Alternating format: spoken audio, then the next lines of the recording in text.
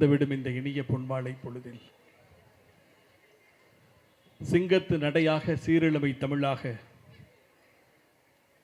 போரேந்தும் வாளாக பொங்கு தமிழர் வாழ்வாக முத்தமிழின் வித்தாக மூவேந்தர் சொத்தாக கன்னித்தமிழ் பூமிக்கு காலம் தந்த கெத்தாக உச்சரிக்கும் போதே உமிழ்நீரும் இனிக்கின்ற முத்துவேல் கருணாநிதி ஸ்டாலின் என்று சொல்லக்கூடிய முக்கடல் சூழ்ந்த பாரதத்தின் முதன்மை முதலமைச்சர் என்கின்ற உலகம் விழிவிரித்து பார்க்கின்ற ஒப்பற்ற சாதனைகளோடு இந்த தமிழ் மண்ணை செங்கோல் செலுத்திக் கொண்டிருக்கும் தமிழகத்தினுடைய முதலமைச்சர், தடைகளை விடைகளாக்கும் முதல்வன், முட்டுக்கட்டைகளை வெற்றி கோப்பைகளாக்கும் புதல்வன், போர்க்களங்களை புகழ் கிரீடங்களாக்கும் முதல்வன், திறமையை துடுப்பாக்கி திசையெட்டையும் கிழக்காக்கும் திராவிட மாடல் இறைவன், பூமி தன்னைத்தானே சுற்றி கொண்டு சூரியனையும் சுற்றி வருகிறது என்கிற அறிவியல் தத்துவத்தை அறிவாலய தட்பமாக்கிய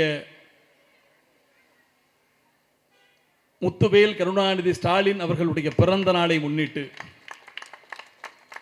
எதிரிகள் ஏவும் கணைகளை எல்லாம் கையில் பிடித்து காது குடைகிற ஞானம் கற்றவர்,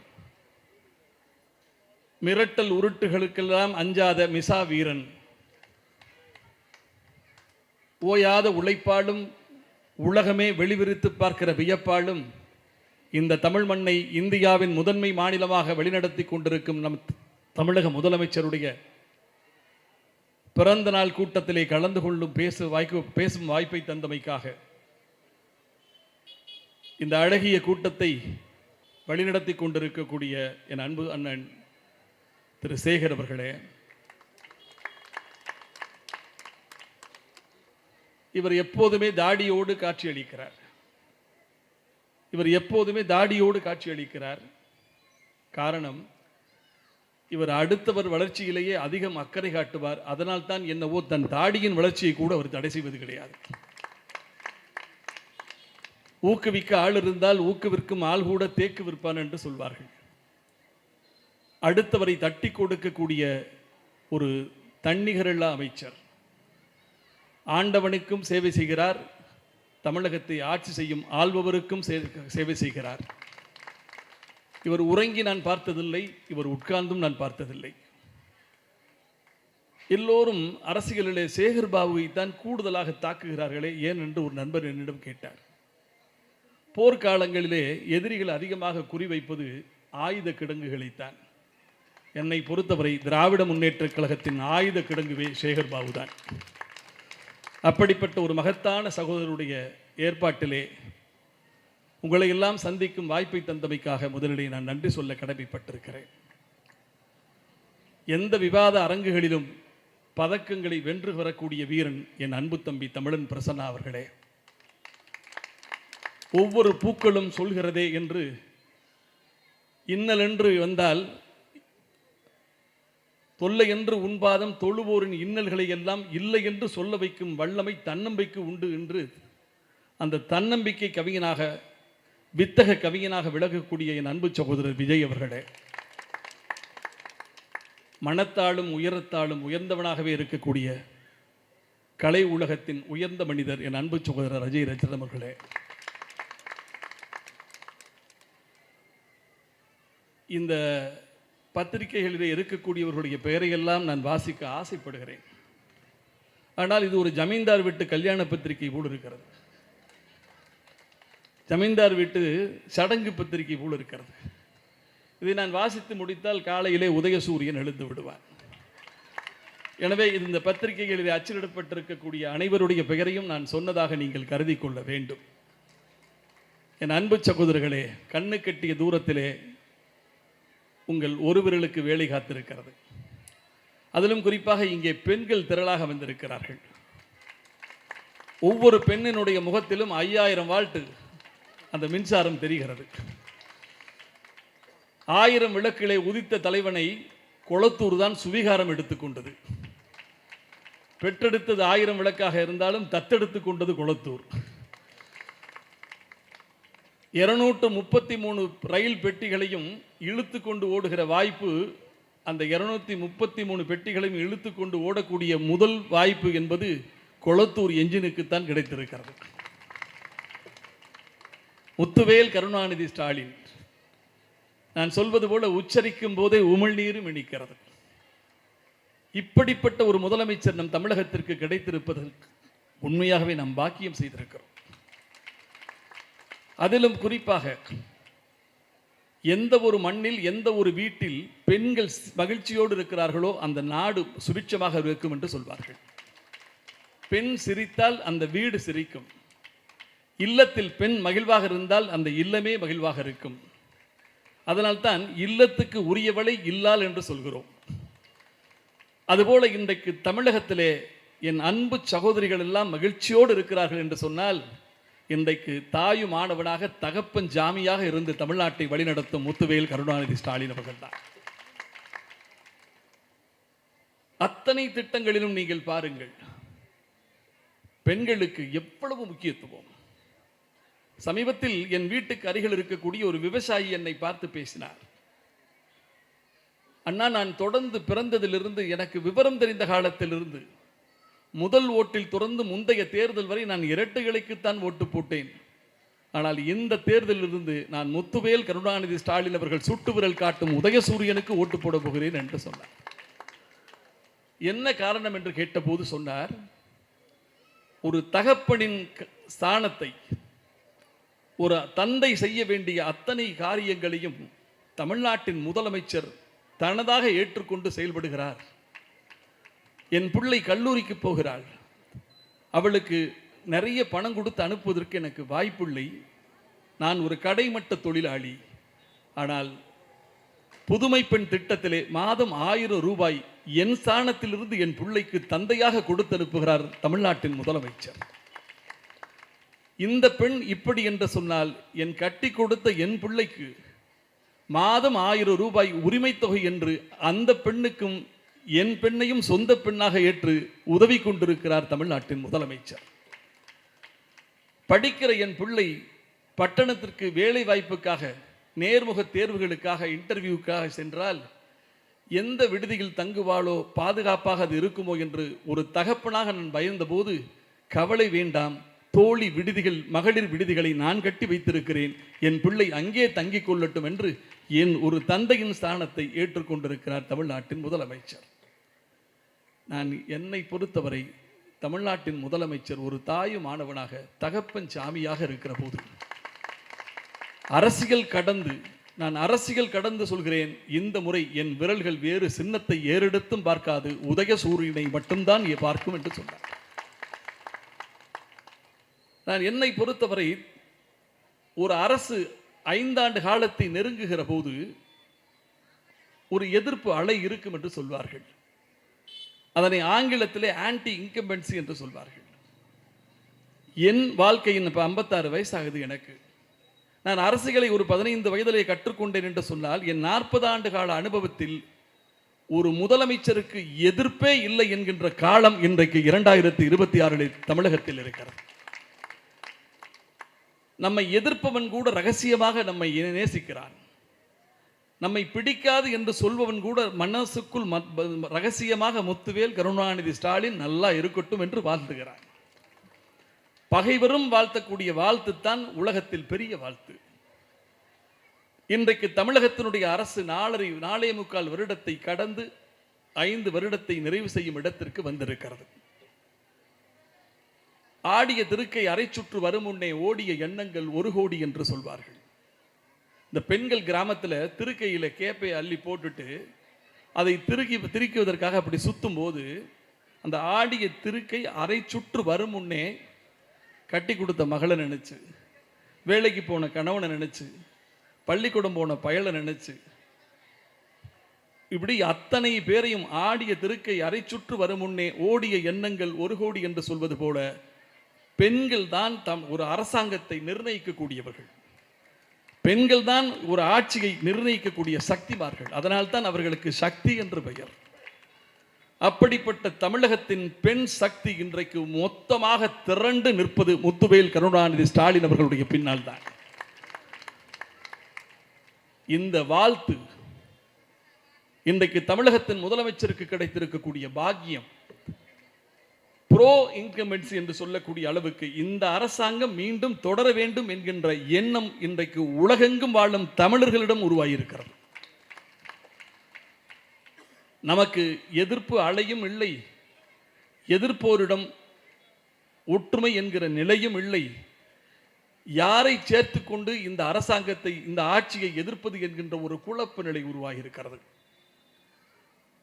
இன்றைக்கு திராவிட முன்னேற்ற கழகத்தின் ஆட்சிக்கு எதிராக மத்தியில் இருக்கக்கூடிய பாரதிய ஜனதா கட்சி தமிழகத்திலே ஒரு புதிய சூழலை கட்டமைக்க பார்க்கிறது. 50 ஆண்டு காலமாக திராவிட முன்னேற்ற கழகம், திமுக, அதிமுக என்கிற அரசியல் அந்த சூழலை அப்படியே திருத்தி திமுக வெர்சஸ் என்டிஏ என்கின்ற ஒரு புதிய அரசியலை கட்டமைப்பதற்கு முயற்சிக்கிறார்கள். என்றைக்கும் இல்லாத வகையில் டெல்லியிலிருந்து பாதுஷாக்கள், அமித்ஷாக்கள் எல்லாம் புறப்பட்டு வந்து வருமான வரி, இன்கம் டாக்ஸ், இடி என்று சொல்லக்கூடிய அமலாக்க பிரிவு, எனக்கு தெரிய நம் ஆட்சிக்கு எதிராக மத்தியில் இருக்கக்கூடிய பாஜக இன்னும் பயன்படுத்தாமல் இருப்பது இந்திய ராணுவத்தை மட்டும்தான். அத்தனையும் பயன்படுத்தியாவது எப்படியாவது இந்த ஆட்சியை எதிர்கொள்வதற்கு வாய்ப்பு இருக்கிறதா என்று புலம்புகிறார்கள். ஒவ்வொருவரையும் மிரட்டுகிறார்கள். இப்பொழுது கூட ஒருவரை சிபிஐயினரிடமிருந்து சமன் கொடுத்து டெல்லிக்கு வரவழைத்து மிரட்டி எப்படியாவது அடிமைப்படுத்தி கூட்டணிக்கிலே கொண்டு வந்து விட வேண்டும் என்கிற முயற்சிகள் கூட நடப்பதாக நான் அறிகிறேன். ஒன்று மட்டும் நடித்து வைத்துக்கொள், அரசியலை மக்கள் தீர்மானித்து விட்டால் அதனை எந்த கூட்டணிகளாலும் வீழ்த்தவும் முடியாது, உயர்த்தவும் முடியாது. கூட்டணி என்பது ஒரு பக்கவாத்தியம்தான்.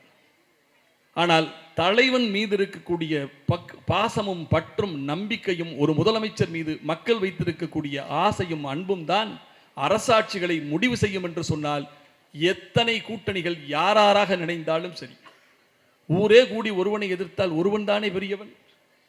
அதுபோல நீ இந்தியாவையே திரட்டி கொண்டு வந்தாலும் முத்துவேல், கருணாநிதி, ஸ்டாலின் என்கிற மக்கள் சக்தியை யாராலும் அசைக்க முடியாது என்கிற நிலை உருவாகி இருக்கிறது. ஒருவன் விமான நிலையத்தில் வேலை செஞ்சான். அவனுக்கு என்ன வேலைன்னு கேட்டீங்கன்னா, ஓடி வந்து நிறுத்தப்படுகிற விமானத்தை பயணிகளும் விமானிகளும் இறங்கி போனவுடன் உள்ளே போய் கூட்டி பெருக்குவது தான் அவன் வேலை. பைலட் இறங்கி போயிடுவார். பயணம் செய்த பயணிகள் இறங்கி போன உடனே இவன் உள்ளே சென்று விமானத்தை கூட்டி பெருக்க வேண்டும். இதனை ஒரு 20 வருடமாக செய்து கொண்டிருந்த ஒருவன், அவனுக்கு ஒரே ஒரு ஆசை வந்துச்சு, எப்படியாவது ஒரு நாள் இந்த ஃப்ளைட்டை ஓட்டி பார்த்துடணும், ஒரே ஒரு நாள் இந்த விமானத்தை நம்ம எப்படியாவது கிளப்பிடணும், நாம் ஓட்டி பார்க்க வேண்டும் என்று அவனுக்குள் உள்ளுக்குள் ஒரு ஆசை வந்தது. அதற்காக தன்னை தயார்படுத்தி கொண்டான். அந்த விமானத்தை ஓட்டுவதற்கு ஒரு நாள் முகூர்த்தம் குறித்தான். அன்றைக்கு விமானம் வந்து நின்றது. ஓட்டி வந்த விமானி இறங்கி சென்றார். உள்ளே பயணம் செய்த பயணிகள் எல்லாம் இறங்கி போய்விட்டார்கள். இவன் கூட்டி பெருக்க வேண்டியவன் கையில் பக்கெட்டை தூக்கி கொண்டு உள்ளே வந்தவன் சத்தமில்லாமல் வந்து விமானியினுடைய இருக்கையிலே உட்கார்ந்தார். இன்னைக்கு எப்படியாவது விமானத்தை கிளப்பிடணும், இன்றைக்கு விமானத்தை ஓட்டிவிட வேண்டும் என்கின்ற ஒரு முடிவுக்கு வந்தான். கையிலே ஒரு புத்தகத்தை எடுத்தான். 30 நாளில் விமானம் ஓட்டுவது எப்படி என்று ஒரு புத்தகம். இந்த 30 நாளில் ஹிந்தி எப்படி கற்றுக்கொள்ளலாம் என்று புத்தகம் வைப்பார் அல்லவா, அதுபோல 30 நாளில் விமானம் கற்று ஓட்டுவது எப்படி என்கின்ற புத்தகத்தை எடுத்தான். அதை எடுத்து முதல் பக்கத்தை பிரித்தான். அதில் எழுதப்பட்டிருந்தது, பச்சை பட்டன் ஒன்று இருக்கும், அதை அழுத்து என்று எழுதியிருந்தது. இவன் பச்சை பட்டனை அழுத்தினான். விமானம் ஸ்டார்ட் ஆயிடுச்சு. ஒரே சந்தோஷம். 20 வருஷமாக கூட்டி பெருக்கணும், இன்னைக்கு நமது வெகுகால திட்டம் நிறைவேறப் போகிறது, விமானம் ஸ்டார்ட் ஆயிடுச்சுன்னு ஒரே சந்தோஷம். அடுத்து என்ன செய்வது என்று பார்த்தான். எதிரே இருக்கக்கூடிய லிவரை மேலே தூக்கு என்று எழுதியிருந்தது. லிவரை மேலே தூக்கினால் விமானம் ஓட ஆரம்பித்தது. ஒரே சந்தோஷம், விமானம் நகர ஆரம்பித்து விட்டது. விமானம் நகர ஆரம்பித்து சென்று கொண்டே இருந்தது. தரையில் போகுது. அடுத்து பார்த்தான், ஊதா நிற பட்டனை அழுத்து என்று எழுதியிருந்தது. அது ஒரு ஊதா நிற பட்டனை அழுத்தினால் விமானம் மேலே தூக்கிடுச்சு. விமானம் வேலை பறக்க ஆரம்பித்தவுடன் இவனுக்கு ஒரே சந்தோஷம். 20 வருட திட்டம் நிறைவேற்றி விட்டது. கூட்டி பெருக்கு நான் இன்றைக்கு விமானத்தை ஓட்டி செல்பவனாக உயர்ந்து விட்டேன் என்று ஒரே சந்தோஷம். அப்படியே விமானம் மேலே பறக்கிறது. சேப்பாக்கம் கடந்து, துறைமுகம் கடந்து, குளத்தூரை கடந்து மேலே சுற்றிக்கிட்டே இருக்குது. அப்படியே சுற்றினோன்னு ஒரு மணி நேரம் ஓட்டிட்டான். சரி, கனவு நிறைவேறியது, ஓட்டி முடிச்சாச்சு. விமானத்தை இனி இறக்கலாம் போதும் என்று முடிவுக்கு வருகிறான். விமானத்தை இறக்குவது எப்படி என்று பார்க்கிறான். பாகம் 2 வாங்கி படி என்று எழுதியிருந்தது. பாகம் 2 இவன் கையிலே இல்லை. அந்த விமானியும் எடப்பாடி பழனிசாமியும் ஒன்றுதான். கூவத்தூர்ல டெண்டர்ல எடுத்து கட்சியை எடுத்துட்டாரு, ஸ்டார்ட் பண்ணிட்டாரு, நகர்த்திட்டாரு, கிளப்பிட்டாரு. ஆனால் இறக்க முடியல. விமானத்தை இப்பொழுது அமித்ஷாவும் மோடியும் அருகிலே உட்கார்ந்து கொண்டு ஹைஜாக் பண்ணி டெல்லிக்கு ஓட்டிட்டான். இப்பொழுது எடப்பாடியினுடைய அபகரிப்பு அதிமுக டெல்லிக்கு போயிட்டு இருக்கு. அதிமுகவின் மூலப்பத்திரம் இப்பொழுது அமித்ஷா லால் சேட்டு கடையில் அடகு வைக்கப்பட்டு விட்டது. மீட்பதற்கு வழி இல்லை. இவர் அதிமுக கூட்டணி அப்படின்னு இவர் சொன்னா, அதே மேடையில் மோடி இது என்டிஏ கூட்டணி, இவர் அதிமுகவின் தலைமையிலே ஆட்சி அமையும் என்று இவர் சொன்னார். அதே மேடையில் பியூஷ் கோயல் என்டிஏ தலைமையிலே ஆட்சி அமையும். நினைத்து பாருங்கள், 53 வருடங்கள் பொன் விழா கண்ட அதிமுக கட்சி, 31 வருடங்கள் தமிழ்நாட்டை ஆட்சி செய்த ஒரு இயக்கம், இன்றைக்கு தன்னை பாரதிய ஜனதா கட்சி என்கின்ற ஒரு வடக்கிந்திய கம்பெனியிடம் ஒப்படைத்து விட்டு, அடிமைப்பட்டு, அச்சப்பட்டு, பயந்து, இன்றைக்கு திராவிட இயக்கத்தினுடைய 1000 இருந்தாலும் அதிமுகவின் அழிவை கண்டு அதிகம் கவலைப்படுவது திராவிட முன்னேற்ற கழகம் தான். காரணம் என்ன செய்வது? ஒரு கொடியில் பூத்த இரு மலர்கள் தானே. திராவிட முன்னேற்ற கழகம் பெற்று போட்ட இன்னொரு குழந்தை தானே அதிமுக. அண்ணாவின் இயக்கத்தில் அண்ணா தொடங்கிய திமுக மட்டும்தான் இருக்கிறது, அதிமுக இல்லை. இப்பொழுது தமிழ்நாட்டில் இருப்பது அண்ணா தொடங்கிய திமுக மட்டும்தான். அது முத்துவேல் கருணாநிதி ஸ்டாலின் அவர்கள் வழிநடத்தும் திமுக மட்டும்தான். திராவிட முன்னேற்ற கழகம் என்கிற இயக்கம் இப்பொழுது இல்லை. இந்த நிலையில் வலிமையாக இருக்கக்கூடிய திராவிட முன்னேற்ற கழகத்தை எதிர்கொள்வதற்கு ஆள் பிடிக்கும் வேலையை காவி கட்சி தலைவிரிகோலமாய் மேற்கொண்டு வருகிறது. ஒவ்வொருவரையும் இடி, இன்கம் டாக்ஸ், ராணுவம் அனைத்தையும் காட்டி அச்சுறுத்தி மிரட்டி திமுகவுக்கு எதிராக ஒரு அணியை கூட்டுகிறார்கள். என்னை பொறுத்தவரை திராவிட முன்னேற்ற கழகம் என்பது, இது நான் அடிக்கடி பல மேடைகளிலே சொல்வேன், எல்லோருக்கும் உடம்பிலே தழும்பு இருக்கும், திமுக காரனுக்கு தழும்புல தான் உடம்பே இருக்கும். இவர்கள் பார்க்காத மிசா கிடையாது, இவர்கள் பார்க்காத பொடா கிடையாது, இவர்கள் பார்க்காத தடா கிடையாது, இவர்கள் பார்க்காத இன்னல்கள் கிடையாது, அடக்குமுறைகள் கிடையாது. அத்தனையையும் எதிர்த்து தகர்த்து இன்றைக்கு 75 வருடங்களை கண்டு பவள விழா கண்ட ஒரு இயக்கமாக இந்த இந்திய தேசமே வெளிவிரித்து பார்க்கிற ஆச்சரியங்களின் தோரணமாக இருப்பது திராவிட முன்னேற்ற கழகம். என் அன்பு சகோதரிகளே, சகோதரிகள், எப்பொழுதுமே கதை சொல்லி என்று ஒரு கான்செப்ட் உண்டு. அண்ணாவும் வின்சென்ட் சர்ச்சில், அப்ரஹாம் லிங்கன் எல்லாம் கதை சொல்லித்தான் கருத்துக்களை சொல்வார்கள். அதிலும் குறிப்பாக குழந்தைகளும் பெண்களும் திரண்டிருந்தால் எந்த ஒரு பேச்சாளரும் கதைகளை மட்டுமே சொல் என்று சொல்வார்கள். அதனால கதை கேட்பதில் நீங்கள் ஆர்வமாக இருப்பதை நான் பார்க்கிறேன். என் அன்பு சகோதரிகளே, ஒரு ராஜா நாட்டு மக்களை எல்லாம் கூப்பிட்டு சொன்னார். ஒரு பெரிய நீச்சல் தொட்டியை கட்டினார். ஒரு பெரிய நீச்சல் தொட்டியை கட்டி அந்த நீச்சல் தொட்டிக்குள் நிறைய முதலைகளை கொண்டு வந்து விட்டான். அந்த முதலைகளுக்கெல்லாம் ஒரு 3 மாதம் இறையே போடாமல் பசியிலும் பட்டினியிலுமே போட்டு வைத்திருந்தான். போட்டு வைத்து விட்டு நாட்டு மக்களை கூப்பிட்டு அந்த ராஜா சொன்னார், இந்த குளத்தில், நீச்சல் குளத்தில் 1000 முதலைகளை விட்டிருக்கிறேன். 1000 முதலைகளும் 6 மாதம் சாப்பிடாம கிடக்கு. இந்த குளத்தில் எவன் ஒருவன் இங்கே குதித்து அந்த எல்லையில் மேலே ஏறி விடுகிறானோ அவனுக்கு என் பெண்ணை கட்டித் தருவேன் என்று ராஜா சொன்னான். 50 பேரும் பார்த்தான், ஏண்டா இது வேலைக்கு ஆகுமா? 1000 முதலை உள்ள கிடக்கு, அது 6 மாசமா இரவோடாம பட்டினியில் கிடக்கு. இதுல ஒருத்தன் குதிச்சா என்ன ஆகும்? இதுல குதிச்சு தப்புச்சா ராஜா பொண்ணை கட்டிக்கலாமா? இதெல்லாம் ஒரு அறிவிப்பா அப்படின்னு சொல்லிட்டு எல்லோரும் அச்சப்பட்டு விலகி போனார்கள். ஆனால் ஒரே ஒருவன் மட்டும் குதித்து விட்டான். குதித்து தண்ணீருக்குள்ளேயே உள்ளே சென்று எப்படியோ தப்பித்து கரையில் ஏறினான். ஏறினவுடன் கூடியிருந்த கூட்டம் எல்லாம் ஓடி வந்து, எப்படிடா இவ்வளவு பெரிய சாதனையை செஞ்ச? இத்தனை பேருக்கும் இல்லாத துணிச்சல் உனக்கு மட்டும் எப்படி வந்தது என்று கேட்டார்கள்.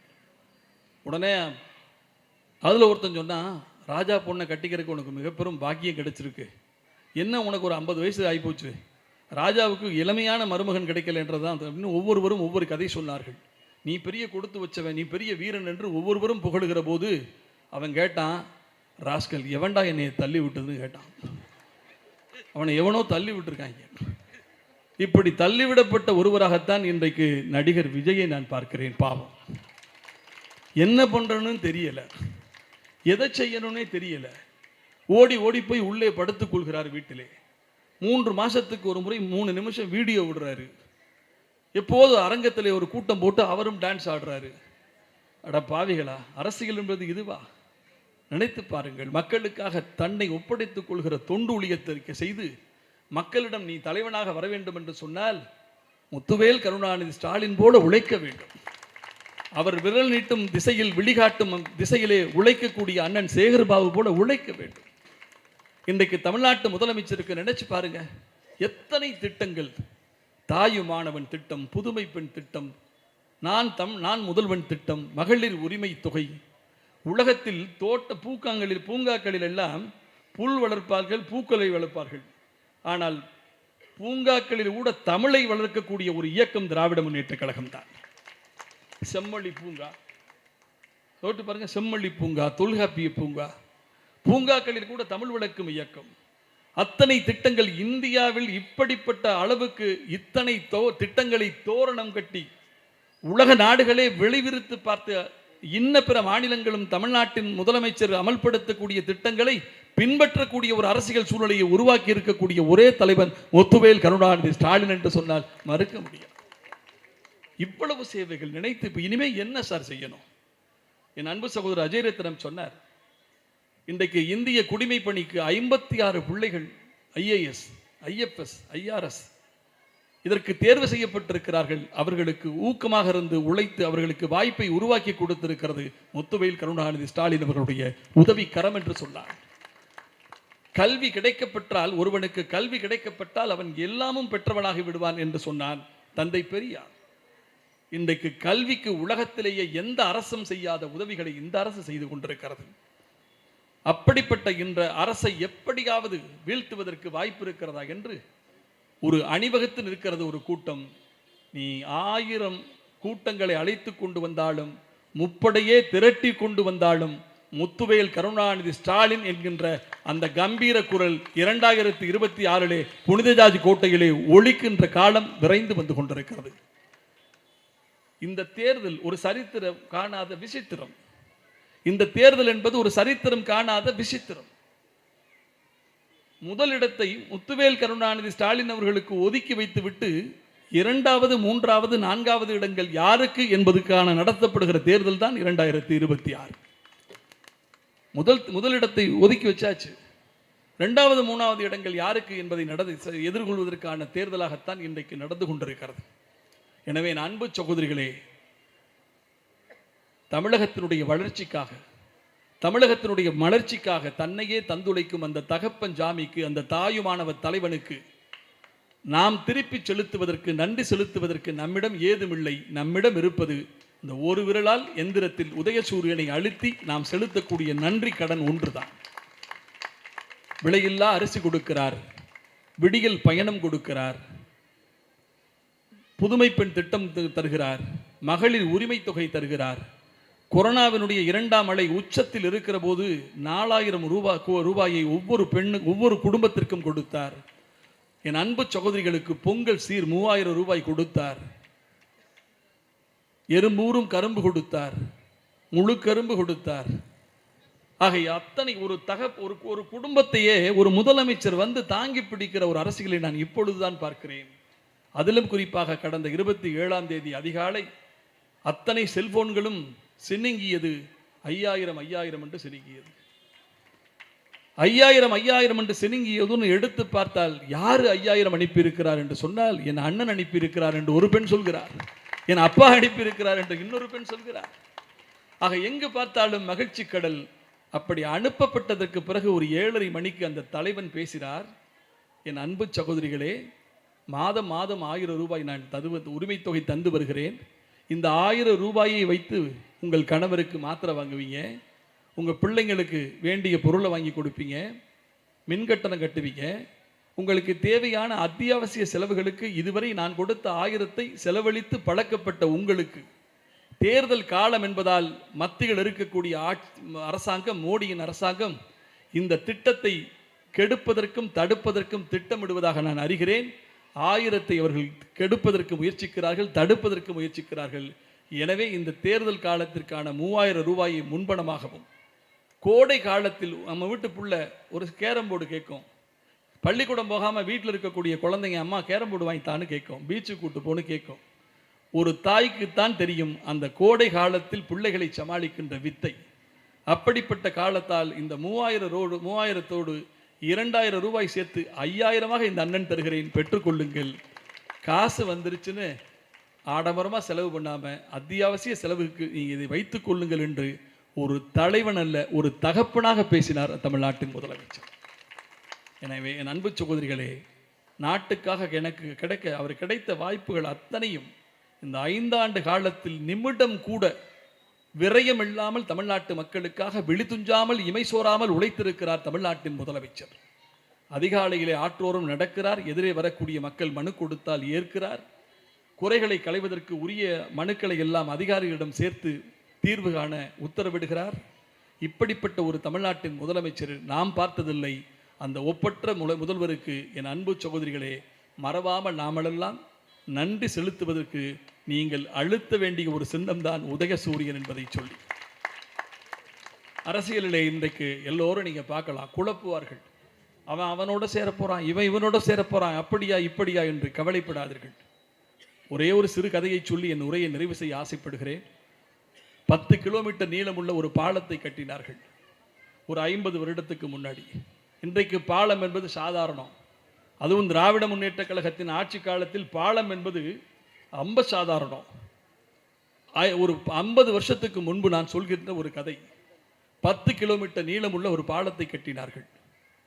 அந்த பாலத்தை கட்டியது யார் என்று சொன்னால், அமெரிக்காவில் படித்த ஒரு என்ஜினியர், தலை சிறந்த ஒரு என்ஜினியர் இருந்து முன்னின்று அந்த பாலத்தை கட்டி முடிக்கிறார்.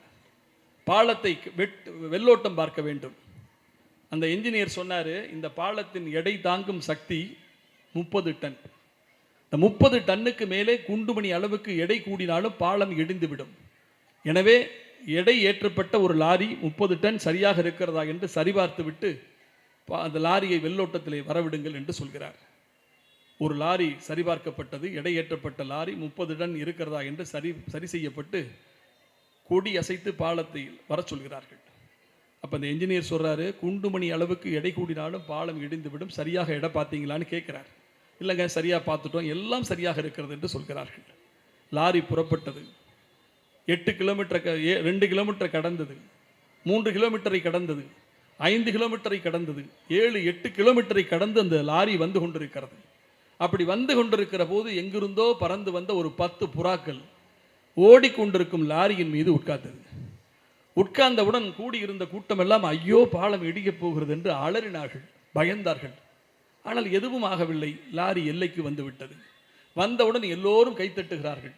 அந்த பாலம் கட்டுவதிலே ஈடுபட்ட கொத்தனார், சித்தால், கான்ட்ராக்டர், என்ஜினியர் எல்லோரும் கைத்தட்டுகிறார்கள்.